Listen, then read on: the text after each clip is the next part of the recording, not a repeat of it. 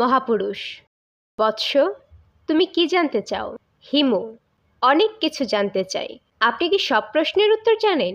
মহাপুরুষ: আমি কোনো প্রশ্নের উত্তর জানি না, কিন্তু প্রশ্ন শুনতে ভালোবাসি। তুমি প্রশ্ন করো। হিমু: বিষাদ কি? মহাপুরুষ: আমি জানি না। হিমু: আপনি কি কখনো বিষাদগ্রস্ত হন? মহাপুরুষ: বিষাদ কি তাই আমি জানি না, কাজেই বিষাদগ্রস্ত হই কি হই না তা কি করে বলি? হিমু: আনন্দ কি? মহাপুরুষ: বৎস, আনন্দ কি তা আমি জানি না। হিমু: আপনি জানেন এমন কিছু কি আছে? মহাপুরুষ: না, আমি কিছুই জানি না। আপনি বিদায় হন। মহাপুরুষ: চলে যেতে বলছো?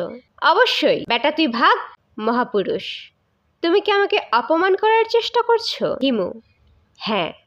মহাপুরুষ: তাতে লাভ হবে না। তুমি বোধহয় জানো না আমাদের মান অপমান বোধ নেই।